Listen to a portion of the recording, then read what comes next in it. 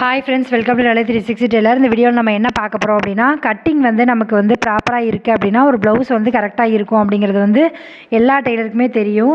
நிறைய பேருக்கு வந்து கட்டிங் பண்ணுறது வந்து ரொம்ப லேட் ஆகுதுக்கா அப்படிங்கிற மாதிரி சொல்கிறீங்க. இந்த மெத்தடில் கட் பண்ணுங்கள், கண்டிப்பாக உங்களுக்கு வந்து 10 நிமிஷத்தில் ஒரு ப்ளவுஸை வந்து கட் பண்ணி எடுத்துடலாம். நீங்கள் லைனிங் கட் பண்ணதாக இருந்தாலும் சரி, இல்லை வந்து நார்மல் ப்ளவுஸ் கட் பண்ணதாக இருந்தாலும் சரி, 10 நிமிஷத்தில் நம்ம எப்படி கட் பண்ணுறது அப்படிங்கிறத அந்த வீடியோ இருக்க போகுது. நீங்கள் இந்த சேனலில் இப்போ தான் ஃபஸ்ட் டைம் பார்க்குறீங்க அப்படின்னா சப்ஸ்கிரைப் பண்ணிட்டு பாருங்கள். அந்த சேனலில் வர எல்லா வீடியோ உங்களுக்கு ரொம்ப யூஸ்ஃபுல்லாக இருக்கும். வாங்க வீடியோக்குள்ளே போகலாம். நீங்கள் இன்னும் மிஷினில் உட்காந்து தைக்க ஆரம்பிக்கல அப்படின்னா தச்சிக்கிட்டே வீடியோ பாருங்கள். அப்போ உங்களுக்குமே ப்ளவுஸ் தைச்ச மாதிரி இருக்கும். ஃபஸ்ட்டு வந்து நான் நார்மல் ப்ளவுஸ் தான் கட் பண்ணதுக்கு எடுத்திருக்கேன். மொத்தம் வந்து என்கிட்ட 5 ப்ளவுஸ் வந்து கட் பண்ணதுக்கு எடுத்தேன். இது அரை மணி நேரத்தில் நான் கட் பண்ணி முடிச்சாச்சு. ஃபஸ்ட்டு வந்து நான் எப்போவுமே வந்து கை தான் கட் பண்ணுவேன். நீங்கள் வந்து எப்படி கட் பண்ணுவீங்க அப்படிங்கிறதுமே கீழே கமெண்ட் பண்ணுங்கள். கை கட் பண்ணும்போது நமக்கு ஒரு அரை இன்ச் வந்து நம்ம இது நார்மல் ப்ளவுஸ் அப்படிங்கிறதுனால அதை வந்து நான் வந்து மடிச்சடிக்கிறதுக்காக ஒரு அரை இன்ச் விட்டுருக்கேன். அது போக 1.5 இன்ச்சுக்கு மார்க் பண்ணி எடுக்கிறேன். இது வந்து எம்மிங் பண்ணுறதுக்கு. இது ரெண்டையும் கரெக்டாக மார்க் பண்ணிவிட்டு நம்ம அளவு ப்ளவுஸில் என்ன மெஷர்மெண்ட் இருக்கோ அதே மெஷர்மெண்ட்டு தான் வைக்க போகிறோம். இதில் வந்து நான் எந்த விதமான எதையுமே கூட்ட வேண்டாம், குறைக்க வேண்டாம். ப்ளவுஸ் வந்து கரெக்டாக இருக்குதுன்னு சொல்லிட்டாங்க. அதனால் கை என்ன அகலம் இருக்கோ அதே தான் நான் வந்து கட் பண்ணுறேன். இது வந்து கொஞ்சம் வயசானவங்க அப்படின்னால கொஞ்சம் வந்து பின்னாடி இறக்க மட்டும்தான் வைக்க சொல்லியிருக்காங்க. அது மட்டும் நம்ம வைக்கணும். இப்போ வந்து கரெக்டாக மார்க் பண்ணி எடுத்துக்கிட்டே நீங்கள் பார்த்தீங்கன்னா தெரியும், நமக்கு 3 தையல் போடுறதுக்கு இதிலே இடம் இருக்குது. இதில் வந்து ஒட்டு போட வேண்டிய அவசியம் வந்து இல்லை. உங்களுக்கு வந்து ஒட்டு போடுற மாதிரி இருக்குது அப்படின்னா கிளாத் வந்து எடுத்து வச்சுக்கோங்க. அப்போ வந்து நமக்கு ஈஸியாக இருக்கும். இதுக்கப்புறமா நான் என்ன பண்ண போகிறேன் அப்படின்னா 2ஆக மடித்து எடுத்துக்கிட்டேன். கையை வந்து நம்ம கட் பண்ணியாச்சு. அதுக்கு ஆப்போசிட் சைடில் வந்து நான் மடிச்சிருக்கேன். இப்போ வந்து நான் 2 இன்ச் வந்து மடித்து அடிக்கிறதுக்கு விட்டுருக்கேன். கழுத்து எவ்வளோ வச்சுருக்கேன் அப்படின்னா 2.25 வச்சுருக்கேன். 3 இன்ச் வந்து நம்ம ஷோல்டர் வச்சுருக்கோம். இது எல்லாத்தையும் மார்க் பண்ணி எடுத்துட்டேன். இது வந்து கிராஸ் கட்டிங் ப்ளவுஸு. நான் ரொம்ப நேரமாக வந்து இந்த ப்ளவுஸை பார்த்துட்டு அதுக்கப்புறம் தான் கிராஸ் கட்டிங்னு கண்டுபிடிச்சேன். ஏன்னா இவங்க வந்து லைட்டாக கிராஸ் வச்சுருக்காங்க, அதனால் தெரியல அவ்வளோவா.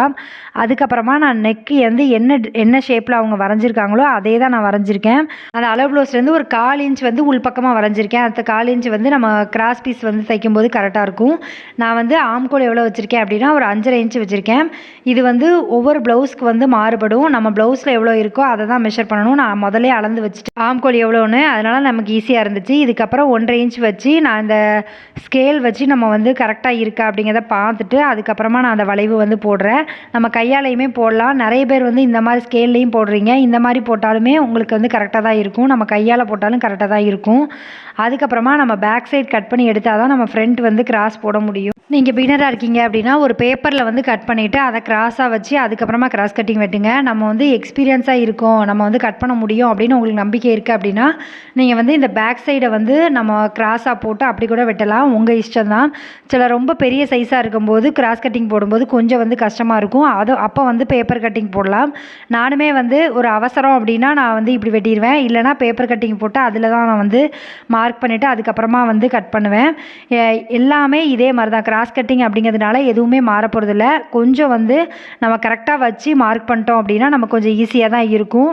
எப்போவுமே வந்து ப்ளவுஸை கட் பண்ணதுக்கு முன்னாடி அது கிராஸ் கட்டிங்கா நேர் கட்டிங்கா நீங்கள் கிராஸ் கட்டிங் தான் போடுவீங்களா அப்படிங்கிறத செக் பண்ணிக்கோங்க. ஏன்னா ஒவ்வொருத்தங்களுக்குள்ளது வந்து சொல்லாமே கொடுத்துட்டு போயிடுவாங்க. அப்போ வந்து நம்ம வந்து கிராஸ் கட்டிங் போடாமல் நேர் கட்டிங் போட்டாலும் பிரச்சனையாயிரும். அதனால் நீங்கள் வந்து பார்த்து கவனமாக வந்து அதை வந்து கட் பண்ணுங்கள். எப்போவுமே வந்து ப்ளவுஸை வந்து கரெக்டாக கட் பண்ணிட்டோம் அப்படின்னாலே நமக்கு பாதி வந்து தையல் வந்து நீட்டாகவே வரும். நம்ம வந்து கட்டிங்கில் ஏதாவது தப்பு பண்ணால் மட்டும்தான் நமக்கு ப்ளவுஸில் வந்து ஏதாவது ஒரு சொதப்பல் வரும். அதனால் கட்டிங்கை பண்ணும்போது கரெக்டாக வந்து கட் பண்ணணும் அப்படிங்கிற மாதிரி யோசிங்க. அதே மாதிரி கொஞ்சம் ஸ்பீடாகவும் கட் பண்ண கற்றுக்கோங்க. ஏன்னா ரொம்ப பயந்து இது தப்பாயிருமோ அப்படிலாம் யோசித்து கட் பண்ணாதீங்க. ஒரு தடவைக்கு 2 தடவை செக் பண்ணிவிட்டு நம்ம மெஷர்மெண்ட்டு தான் செக் பண்ணணும். செக் பண்ணிவிட்டு அதுக்கப்புறமா கட் பண்ண ஆரம்பிச்சிருங்க. நிறைய பேர் வந்து கட்டிங்க்கே வந்து கிட்டத்தட்ட 1 மணி நேரம் வரைக்கும் எடுப்பீங்க. அந்த மாதிரி எடுக்காமல் 10 நிமிஷத்தில் கட் பண்ணி எடுத்துகிட்டு நம்ம வேலையை ஆரம்பித்தா மட்டும்தான் நமக்கு வந்து தைக்கிறது கொஞ்சம் ஸ்பீடாக வரும்.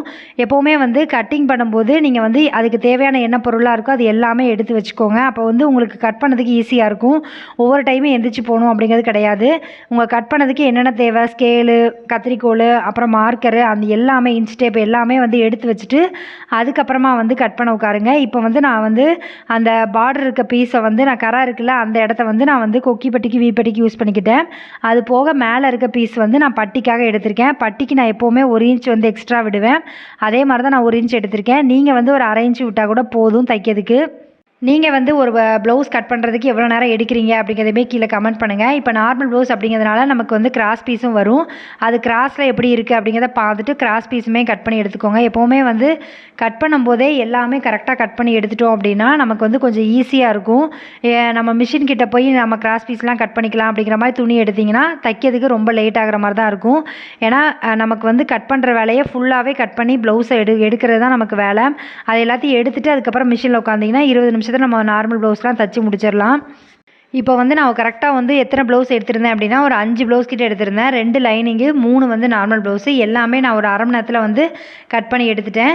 எப்போவுமே வந்து இந்த 2 ப்ளவுஸ் 3 ப்ளவுஸ் கொடுக்குறாங்க அப்படின்னா மொத்தமாகவே லைனிங்கை வந்து கட் பண்ணுங்கள். அப்போ வந்து நமக்கு வந்து மெயின் பீஸ் கட் பண்ணும்போது கொஞ்சம் ஈஸியாக இருக்கும்.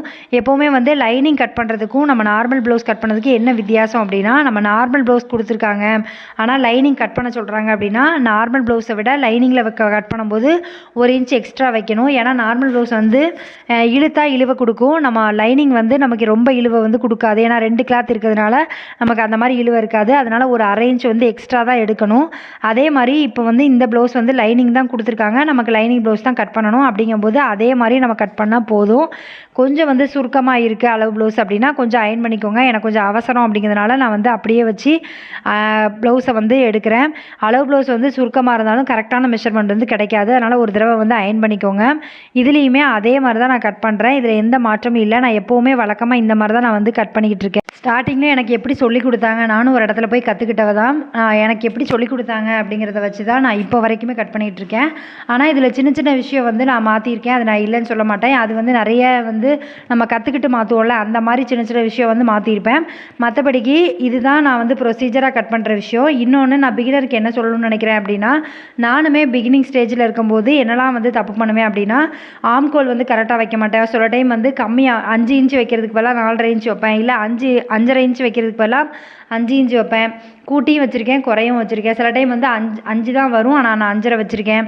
அந்த மாதிரி மிஸ்டேக் வரும்போது என்ன ஆகும் அப்படின்னா, நமக்கு வந்து ஆம்கோல் சைடில் வந்து நமக்கு வந்து துணி வந்து எக்ஸ்ட்ரா வந்து தூக்கிட்டு இருக்க மாதிரி இருக்கும். சைடில் வந்து கிளாத் வரும்.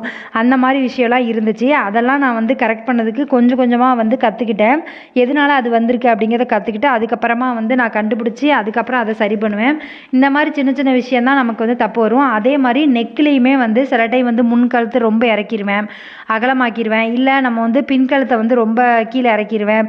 ஏன்னா நம்ம வந்து இந்த கழுத்து பகுதியெல்லாம் வந்து ஒன்றும் பண்ண முடியாது. நம்ம ரொம்ப அதாவது கம்மியாக கட் பண்ணியிருக்கோம் அப்படின்னா நம்ம எக்ஸ்ட்ரா வந்து கட் பண்ணிக்கலாம்.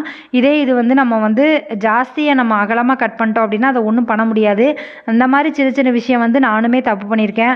அதுக்கப்புறமா நம்ம வந்து கையை வந்து நம்ம வந்து கட் பண்ணும்போது சின்ன சின்ன விஷயம் வந்து தப்பு பண்ணியிருக்கேன். சில டைம்லாம் வந்து எம்மிங் பண்ணுறதுக்கு இடம் இல்லாமல் கட் பண்ணியிருக்கேன் அவசரமாக.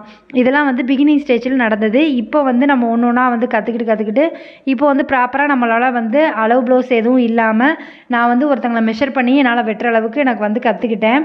எல்லாமே வந்து ஒவ்வொரு அளவு ப்ளவுஸ் நம்மக்கிட்ட வரும்போதும் நம்ம ஒரு ப்ளவுஸ் தைக்கும் போதும் சின்ன சின்ன விஷயம் வந்து நம்ம கற்றுக்கிறது தான். நீங்கள் வந்து புதுசாக வந்து இப்போ தான் வந்து தையல் தொழில் பழகிருக்கேன்க்கா, இப்போ தான் வந்து நான் வந்து புதுசாக அதை பழகிருக்கேன் அப்படிங்கிறவங்க சின்ன சின்ன மிஸ்டேக் வரும்போது அதை எப்படி சரி பண்ணலாம் அப்படிங்கிற மாதிரி யோசிங்க. அப்போனா மட்டும்தான் நம்மளால் வந்து இதை வந்து சரி பண்ண முடியும். ஐயோ அந்த ப்ளவுஸ் நான் தப்பு பண்ணிட்டேன் அப்படிங்கிறக்காக நம்ம வந்து தையல் தொழிலே விட்டுட்டு போகணும் அப்படிங்கன்னா கிடையாது. சின்ன சின்ன மிஸ்டேக் வந்து பண்ணி தான் ஒவ்வொரு விஷயம் வந்து கற்றுக்க முடியும். மிஸ்டேக் பண்ணாமல் நம்ம கரெக்டாக தைக்கிறதுக்கும் நம்ம வந்து கற்றுக்கணும். சின்ன சின்ன விஷயம் வந்து ஒரு தடவைக்கு 2 தடவை நம்ம செக் பண்ணிட்டோம் அப்படின்னா நமக்கு கொஞ்சம் ஈஸியாக இருக்கும். இப்போ அளவு ப்ளவுஸ் இருக்குது அப்படின்னா நமக்கு பிரச்சனையே கிடையாது. அதை வச்சு நம்ம 2 தடவை 3 தடவைனாலும் மெஷர் பண்ணி பார்த்துட்டு நம்ம கட் பண்ணலாம். கட் பண்ணதுக்கப்புறம் எதையுமே சரி பண்ணணும்னு நினைக்காதீங்க. அதுக்கு பதிலாக வந்து நான் கரெக்டாக கட் பண்ணணும் அப்படிங்கிற மாதிரி யோசிங்க.